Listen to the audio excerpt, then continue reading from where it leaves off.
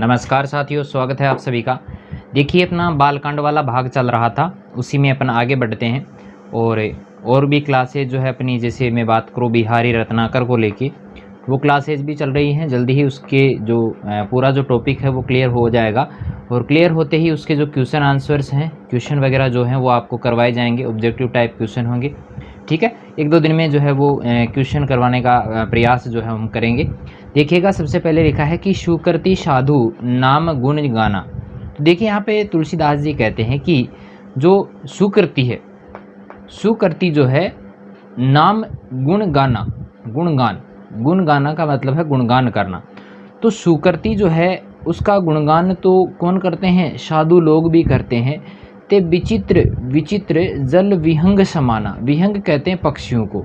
और राम नाम जो है भाई, वो तो राम का जो नाम है, उनका जो गुणगान है, वो तो जल में रहने वाले विचित्र पक्षियों के समान है। विचित्र जो जल में रहने वाले जो पक्षी हैं उनके समान वे माने गए हैं, ठीक है। चलिए, नेक्स्ट पंक्ति रहेगी कि संत सभा चहु यानी चारों, दिशा यानी दिशाएं, अबराई, श्रद्धा, ऋतु, बसंत, सम गाई।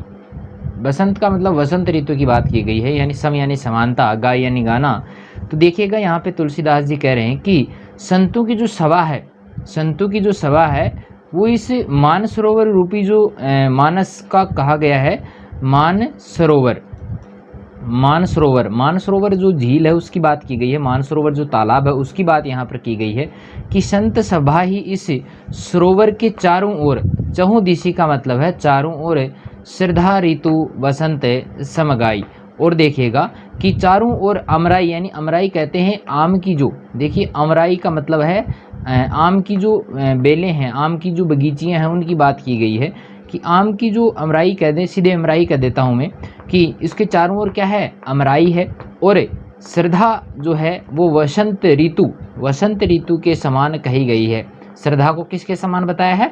वसंत ऋतु के समान। तो यहाँ पर जो है उपमा अलंकार का प्रयोग भी हुआ है, उपमा अलंकार का प्रयोग हुआ है, ठीक है। चलिए आगे बढ़ते हैं कि भक्ति निरूपम विविध विधाना।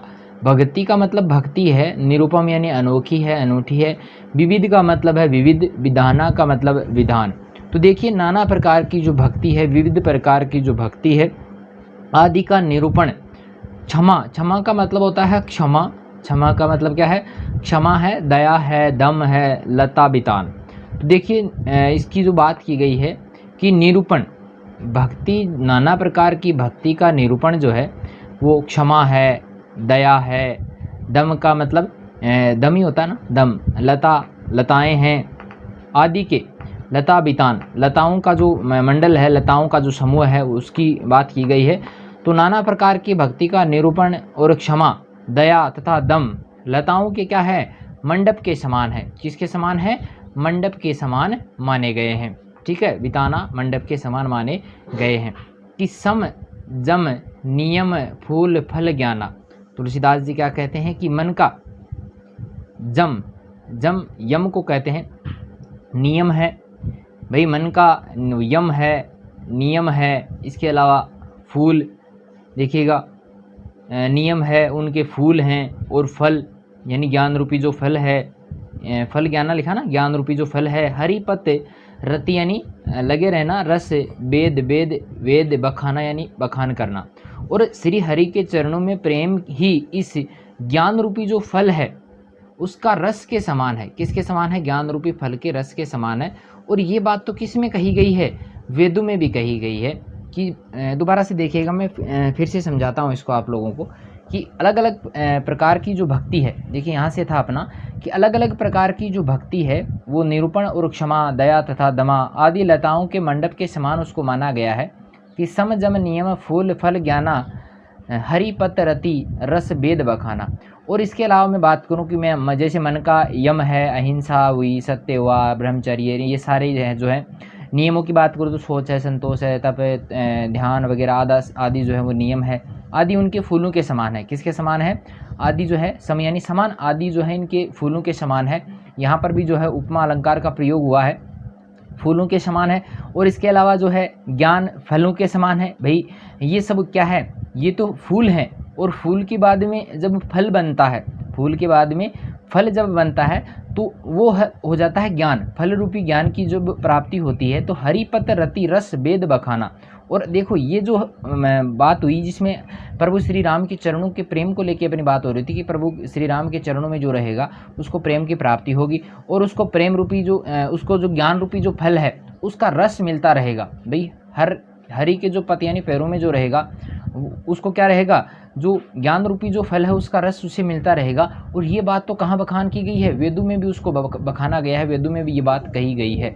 आगे देखिएगा कि औरव कथा अनेक प्रसंगा, औरव कथा अनेक प्रसंगा, तो यहाँ पर देखिएगा तेई सुक पिक बहुबरन विहंगा, विहंगा पक्षी को कहते हैं, सुक तोता होता है, पिक यानी कोयल होती है, ठीक है। कि औरव कथा, औरव मतलब दूसरी कथा। तो देखिए इस रामचरितमानस की बात हो रही है, और भी अनेक प्रसंगों की जो कथाएं हैं, अनेक प्रसंगों की जो कथाएं हैं वो प्रचलित हैं। और वही इसमें क्या है, सुक यानी तोता, पिक यानी कोयल आदि रंग बिरंगे पक्षियों के समान है। यानी जो अनेक प्रसंग यहाँ पर बताए गए हैं वो किसके समान है, रंग बिरंगे पक्षियों के समान वो माने गए हैं। चलिए हम आगे बढ़ते हैं, अगला दोहा रहेगा हमारे लिए कि पुलक बाटी का बाग बन। यहाँ पर देखिएगा बै की बार बार आवृत्ति हो रही है, इसलिए यहाँ पर जो है अनुप्रास अलंकार है। अनुप्रास में भी कौन सा है भाई, अनुप्रास में भी यहाँ पर जो रहेगा वो रहेगा वृत्यानुप्रास। वृत्यानुप्रास के बारे में मैंने आपको पहले से बता रखा है कि वृत्त का मतलब होता है वृत्त होता है, वृत्त के समान, जिसमें एक से अधिक बार अगर वर्णों की आवृत्ति होती है तो वहाँ पर कौन सा होता है, वृत्यानुप्रास होता है। आपको अलंकारों का अगर टॉपिक पढ़ना है तो उसके लिए मैंने 12th क्लास के जो है अलंकारों का टॉपिक डाल रखा है। वो सेकंड ग्रेड के लिए भी वेरी मोस्ट इंपॉर्टेंट है, फर्स्ट ग्रेड के लिए भी वो इम्पोर्टेंट है। कुछ वीडियोज और बाकी हैं तो उसके अपलोड कर दिए जाएंगे। तो अनुप्रास का अगर आपको देखना है, ऊपर मैंने उसमें क्लास 12th लगा रखी है, तो वहाँ पर थोड़ा सा ध्यान रखिएगा, कहीं आप ऐसा ना समझे कि भाई वो फर्स्ट ग्रेड के लिए या सेकंड ग्रेड के लिए उपयोगी नहीं है। वहाँ से आपको ये वीडियो देख लेना है। अलंकारों की चर्चा वहाँ पर बहुत अच्छे तरीके से जो है वो समझाया भी गया है और कुछ अच्छे उदाहरण भी वहाँ पर स्पष्ट किए गए हैं। चलिए आगे देखिए कि पुलक बाटिका बाग बन, सुख यानी सुख देने वाला, सुविहंग सु यानी अच्छा, विहंग यानी पक्षी को कहते हैं। विहारू का मतलब है विचरण करना, विहार करना। देखिए पुलक का मतलब होता है प्रसन्न चित्त होना, कि भाई राम की कथा में जो है रोमांच होता है। क्या होता है, जो भी कहानी होती है, कथा होती है, उसमें रोमांच होता है। जैसे वही वाटिका है, बाग है, वन है और सुख होता है, सब कुछ वहाँ पर मिलता है। वहाँ पर सुंदर जो पक्षी हैं उनका विहार वहाँ पर होता है, वे घूमते हैं वहाँ पे। माली शुमन पुष्पों को कहते हैं। स्नेह से प्रेम जल सिंचत लोचन चारु, तो देखिए यहाँ पे चारु नेत्रों को कहते हैं, लोचन नेत्रों को कहते हैं और चारु का मतलब सुंदर। देखिएगा तुलसीदास जी कह रहे हैं कि भाई वो ऊपर वाली बातें बता दी कि भाई कथा में जो रोमांच होता है वही किसके समान है, वाटिका के समान है, बाग के समान है, वन के समान है, सुख के समान है। और बगीचे में घूमने वाले जो अच्छे जो पक्षी हैं, अलग अलग प्रकार के जो पक्षी हैं वो विहार करते हुए से वहाँ पर लगते हैं। आगे देखिएगा कि माली सुमन स्नेह जल सिंचत लोचन चारु, तुलसीदास जी कह रहे हैं कि निर्मल मन ही क्या है, निर्मल मन ही क्या है, माली के समान है। निर्मल जो हमारा मन है वो माली के समान है। और जो प्रेम रूपी जल से, जो क्या है, स्नेह जल, प्रेम रूपी जल से क्या होता है, जल से सुंदर नेत्र, जो लोचन चारु का मतलब है सुंदर जो नेत्र हैं उनके द्वारा उनको सींचता है। क्या करता है, सींचता है। समझ में आई होगी बात। फिर भी कोई समस्या हो तो बेझिझक कमेंट कीजिएगा, दोबारा से इसका अर्थ जो है वो आपको बता दिया जाएगा, अलग तरीके से बता दिया जाएगा। अगला देखिएगा चौपाई है, यहाँ पे चौपाई छंदों की बात भी जल्दी ही की जाएगी कि जे गावही यह चरित्र संभारे, जे गावही कि जो लोग इस चरित्र को, राम की जो रामचरितमानस का जो चरित्र है उसमें जो भगवान राम का जो चरित्र है उसको जो गाते हैं, गावही का मतलब जो गाते हैं, सावधानी से गाते हैं, संभारे का मतलब संभाल के गाते हैं, सावधानी से गाते हैं। तेही एही ताल चतुर रखवारे, वे ही क्या है, इस तालाब के, ताल का मतलब तालाब के, चतुर रखवारे का मतलब रखवाले हैं, वे इस तालाब के चतुर रखवाले माने गए हैं। सदा सुनहि सादर नर नारी, और जो स्त्री पुरुष सदा आदर पूर्वक, सादर का मतलब आदर पूर्वक इसे सुनते हैं, किसे, इस रामचरित की, राम के गुणों की कथा अगर सुनते हैं, कि तेई शुरबर मानस अधिकारी, तेई शुरबर वे ही क्या है, इस सुंदर मानस के अधिकारी अर्थात उत्तम देवता माने गए हैं। ठीक है, समझ में आ गई होगी, बहुत सरल अर्थ था। अगला देखिएगा से की आवर्ती हो रही है, प्रत्यानुप्रास अलंकार का प्रयोग यहाँ पर किया गया है। ठीक है, समझ में आ गई। चलिए आगे बढ़ते हैं कि अति खलजे विषयी बग कागा। अति खल, खल कहते हैं दुष्ट को, विषयी का मतलब है विष जहर, बग कागा, काग का बग यानी बगुला होता है और काग यानी होता है कौवा, काग यानी कौवा, बग यानी बगुला। तो देखिएगा कि जो अति दुष्ट, जो क्या है अति दुष्ट है और जो विषयी है जहर से भरा हुआ है, और वे अभागे कौन है, बगुला और कोए हैं। कौन है, बगुले को दुष्ट कहा गया है और कोए को जहरीला कहा गया है, दोनों को कहा गया है वैसे तो, कि ए ही सर निकट न जाही अभागा। अभागा का मतलब अभागे, जो इस सरोवर के समीप नहीं जाते हैं। भाई ऐसे जो लोग हैं, जो दुष्ट हैं, जो विष से भरे हुए हैं, वे लोग इस मानसरोवर झील के निकट नहीं जाते, इस तालाब के निकट नहीं जाते। क्योंकि क्यों नहीं जाते कि शंबुक भेक शेवार समाना, शंबुक भेक शेवार समाना यहाँ न विषय कथा रसनाना। रसनाना का मतलब अलग अलग अलग प्रकार का।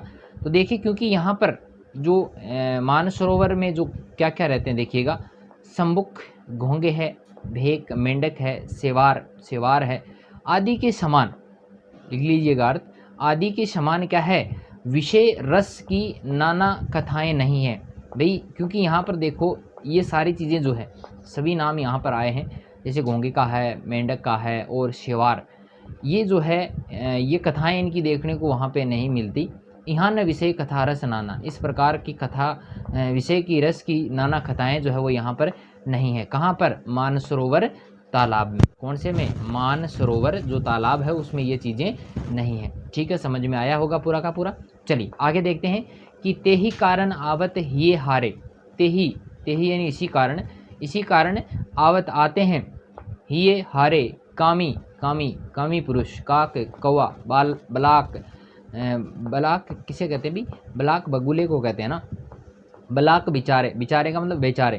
तो देखिए इसी कारण बेचारे जो कौवे हैं, जो बगुले हैं, है ना, सॉरी बलाक बगुला होता है, बलाक कहते हैं बगुले को ना, हाँ बलाक बगुले को कहते हैं।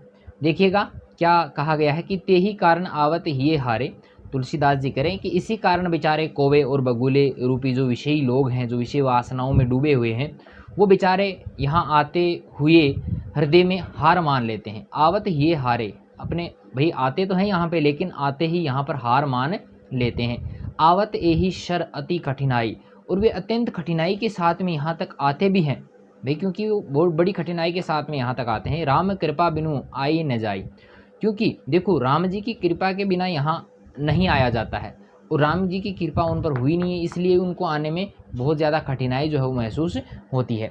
चलिए आगे बढ़ते हैं कि कठिन कुसंग कुपंथ, कुसंग बुरी संगति, कुपथ का मतलब है बुरा रास्ता, कराला बुरा रास्ता अपनाना, और तिन्ह के बचन बाग हरी ब्याला। तुलसीदास जी क्या कहते हैं कि घोर कुसंग, कठिन कुसंग, घोर कुसंग ही भयानक बुरा रास्ता माना गया है, कुसंग सबसे बुरा रास्ता माना गया है। तिन्ह के वचन, उन्हीं कुसंगतियों के कारण, देखो उन्हीं की कुसंगतियों के वचन ही क्या है, तिन्हीं के वचन, उन्हीं के वचन के कारण बाघ हरी शेर को कहते हैं, और ब्याल कहते हैं सांप को। ब्याल किसे कहा जाता है, सांप को कहा जाता है। कि इसी कारण से जो है कुसंगतियों के वचन ही यानी बाघ, सिंह और सांप के समान है। गृह कारज नाना जंजाला, और घर के कामकाज और गृहस्थी में भांति भांति के जंजाल होते हैं। ते अति दुर्गम सेल विशाला, वे अत्यंत क्या हैं, सेल का मतलब, सेल कहते हैं पहाड़ या पर्वत को, किसे कहते हैं, पहाड़ या पर्वत को, विशाला का मतलब विशाल, वे अत्यंत दुर्गम बड़े बड़े पहाड़ों के समान हैं। ठीक है, जिनको कभी पार नहीं किया जा सकता, जिनके पार नहीं जाया जा सकता। चलिए आगे बात करें कि बन बहु विषम विषय विषम मोह मद माना। यहाँ पर भी बै की आवर्ती हो रही है, इसलिए यहाँ पर अनुप्रास अलंकार का प्रयोग हुआ है कि बन बहु विषम मोह मद माना। तुलसीदास जी कहते हैं कि मोह मद मान बहुत से ही क्या है, बिहड़ वन के समान है। किसके समान है, बन बहु बिहड़ वन के समान है, उबड़ खाबड़ हैं, उजड़े से हैं। नदी कुतर्क भयंकर नाना, और नाना प्रकार के कुतर्क ही क्या हैं, को नाना प्रकार के जो कुतर्क ही हैं वो भी किसके समान है, भयंकर नदी, भयंकर नदियों के समान उनको माना गया है। चलिए आगे बढ़ते हैं, फिर से दोहा आया है कि जे श्रद्धा संबल रहित नहीं संतन कर साथ। जिनके पास श्रद्धा रूपी राह खर्च नहीं है। भाई रास्ते में चलने के लिए श्रद्धा चाहिए, श्रद्धा रूपी खर्च नहीं है, और संतों का साथ नहीं है, नहीं संतन कर साथ, संतों का साथ नहीं है। तिन्ह कहु मानस अगम अति जिन्हीं न प्रिय रघुनाथ। उनको तो भाई कौन प्रिय नहीं है, रघुनाथ जी प्रिय नहीं है। जिनको श्री रघुनाथ जी प्रिय हैं उनको क्या होता है, उनके लिए ये मानस अत्यंत ही क्या है, अगम है, तुरंत वो पहुंच सकते हैं वहाँ पे। लेकिन जिनके साथ रघुनाथ जी नहीं हैं उनको पहुँचने में बड़ी कठिनाई होती है। चलिए आगे बढ़ते हैं। आगे देखिएगा कि जो करी कष्ट जाई पुनि जो कोई, यदि कोई मनुष्य कष्ट उठाकर वहाँ तक पहुँच भी जाता है, जाते ही नींद जुड़ाई हुई, तो वहाँ जाते ही उसे नींद रूपी जूड़ी आ जाती है। जुड़ाई का मतलब जूड़ी आ जाती है, उसे नींद आ जाती है। भाई अगर कोई मान लो पहुँच भी जाता है ऐसा मनुष्य जो विषय वासनाओं में है, जो काफ़ी जो है अन्य क्रियाओं में लगा हुआ है, वो अगर कहीं मुश्किल से पहुँच भी जाता है तो वहाँ पर जाते ही उसे नींद आ जाती है। जड़ता जाड़ विषम उर लागा, उर का मतलब होता है हृदय, तो हृदय में मूर्खता रूपी बड़ा कड़ा जाड़ा जो है वो लगने लगता है। जड़ता मूर्खता का जो जाड़ा है वो लग जाता है। गयहू ने मज्जन पाव अभागा, जिसकी वहाँ पर जाकर भी वह क्या है, मज्जन पाव अभागा, मज्जन का मतलब स्नान करना होता है, अभागा का मतलब अभागा, तो वह वहाँ जाकर भी वह अभागा स्नान नहीं कर पाता। क्यों नहीं कर पाता, क्योंकि उसने कर्म ही ऐसे किए इसलिए वो ऐसा नहीं कर पाता। चलिए आगे देखिएगा कि करीन जाई सर मज्जन पाना, उससे उस सरोवर में स्नान नहीं किया जा सकता। फिरी आवत सहित अभिमाना, और वहाँ पर वह स्नान भी नहीं कर सकता और जलपान भी नहीं कर सकता। वह अभिमान सहित लौट भी आता है, अहंकार सहित वापस भी आ जाता है। कि जो बहोरी को पूछन आवा, अब देखो आगे क्या होता है, यदि उससे कोई उसका हालचाल पूछ ले, को पूछन आवा, अगर कोई उसका हालचाल पूछने अगर आ जाता है तो सर निंदा करी ताही बुझावा, तो क्या होता है, तो वह सरोवर की निंदा करके उसे समझाता है, उसमें कमियां निकाल के उसको समझाने लगता है, क्योंकि उसके मन में जो है वो ईश्वर के प्रति प्रेम भाव है ही नहीं। चलिए आगे चलते हैं कि शकल विघ्न व्यापक व्याप ही नहीं ते ही, कि ये सारे विघ्न उसको नहीं व्यापते, उसको इन सारे विघ्नों का पता नहीं होता है। बाधा, व्याप्ति का मतलब होता है व्याप ही, या का मतलब व्याप्ति, व्याप्ति का मतलब बाधा नहीं देते। ये सारे विघ्न उसको बाधाएं नहीं देते। राम सुकृपा विलोक ही जेही, जिसने श्री रामचंद्र जी सुंदर कृपा दृष्टि से देखते हैं, जिसे राम श्री सुंदर कृपा दृष्टि से देखते हैं, और सोई सादर सर मजनू करई, वही आदर पूर्वक इस सरोवर में, मजनू का मतलब स्नान कर सकता है। और महाघोर त्रिताप न जरई, और महान भयानक जिनको त्रिताप कहा गया है, भौतिक है, दैहिक है, आध्यात्मिक है, देवीय, मतलब 3 ताप बताए गए हैं, देवीय है, आध्यात्मिक है और भौतिक ताप है, उनमें न जरई का मतलब नहीं जलता है, इन भौतिक तापों का असर उनके ऊपर नहीं पड़ता है। आगे देखिएगा, ते नर यह सर तजही न काहू, ते नर जिस मनुष्य के मन में श्री रामचंद्र जी के चरणों में क्या है, जिन्हें के रामचरण भल भाव, अच्छा आगे वाले के साथ में बता दिया कि भाई ये जो है जिसके मन में श्री रामचंद्र जी के प्रति, रामचंद्र जी के चरणों में सुंदर प्रेम है, वे इस सरोवर को कभी नहीं छोड़ते। सर तजही न काहू, वे सरोवर को कभी नहीं छोड़ते। जो नहाई चाहे यही सर भाई, हे भाई जो इस सरोवर में स्नान करना चाहते हैं सो सत्संग करो मन लाई, और वह मन लगा कर क्या कर सकते हैं, सत्संग यहाँ पर कर सकते हैं। अगला देखिएगा कि असमानस मानस असमानस मानस चक चाही, ऐसे मानसरोवर, मानस रूपी जो मानसरोवर को क्या करते हैं भाई, कवि बुद्धि विमल अवगाही।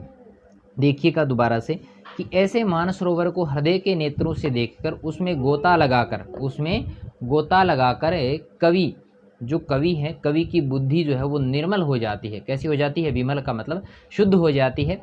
जो इसमें सरोवर को हृदय के नेत्रों से देखता है, इस मानस को हृदय के नेत्रों से देखता है, तो उसमें जो गोता लगाता है तो उस कवि की बुद्धि जो है वो निर्मल हो जाती है। भयऊ हृदय आनंद उत्साह है, और उसके हृदय में आनंद और उत्साह भर जाता है। उमगेऊ प्रेम प्रमोद प्रवाहो, यहाँ पर भी पै की आवृत्ति हो रही है, इसलिए अनुप्रास अलंकार का प्रयोग हुआ है कि उमगे, उमगे यानी उमड़ता है उसमें, उमड़ता है क्या, प्रेम प्रमोद प्रवाहो, उसमें प्रेम तथा आनंद का जो प्रवाह है वो उमड़ने लगता है। चलिए आगे बात करें हुए कि चली शुभग कविता सरिता सो, तो तुलसीदास जी कहते हैं कि उससे वह सुंदर कविता रूपी जो सरिता नदी यानी सरिता यानी नदी, नदी जो बह निकलती है भाई, ऐसा करने से उसके अंदर क्या होगा, कविता रूपी नदी का जो है उद्गम होगा। और राम विमल जस जल भरिता सो, और उसमें रामचंद्र जी का निर्मल यश रूपी जो है वो जल, भरिता का मतलब भरा हुआ है। और सरजू नाम सुमंगल मूला, और क्या है उस नदी का नाम क्या है, कविता रूपी जो नदी है उसका नाम क्या है, सरयू है। क्या है, सरयू है।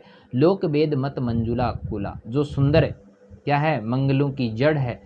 जो लोकमत है, वेदमत है, इसके दो सुंदर, लोकमत और वेदमत जो है वो इसके सुंदर किनारे माने गए हैं। चलिए अगला है कि नदी पुनित सुमानस नंदिनी कली मलित्रिण तरु मूल निकंदिनी। तुलसीदास जी कहते हैं कि ये सुंदर मानस जो सरोवर है, सुंदर मानस जो सरोवर है उसमें कन्या सरयू नदी बड़ी पवित्र है। सरयू जो नदी है वो पुनीत का मतलब पवित्र है। सुमानस, सुमानस सुंदर मानस की बात यहाँ पर की गई। नंदिनी का मतलब नदी। कलिमल त्रेण, और कलयुग के जो पाप हैं, कलयुग के पाप रूपी जो तिनके हैं, रूपक अलंकार का प्रयोग यहाँ पर हुआ है कि कलयुग के जो तिनके रूपी जो पाप रूपी जो तिनके हैं, और मूल तरु मूल निकंदिनी, और वृक्षों को जड़ से उखाड़ फेंकने वाली है। भाई कौन, किसकी बात की है, कौन उखाड़ के फेंकेगा, तो मानस, मानस यहाँ पर मानसरोवर की भी बात की गई है और रामचरित मानस की भी बात की गई है। तो यहाँ पर जहाँ जहाँ पर मैंने आपको मानस शब्द बताया है वहाँ पर आपको दोनों चीज़ें लेनी है। मानसरोवर झील को भी पवित्र माना गया है और मानस का मतलब रामचरित मानस की भी बात यहाँ पर की गई है। चलिए पूरा का पूरा समझ में आया होगा। फिर भी कोई समस्या हो तो बेझिझक आप कमेंट कीजिएगा, तुरंत उसका जवाब आपको दिया जाएगा। ठीक है, मिलते हैं एक नई वीडियो के साथ में, तब तक के लिए धन्यवाद।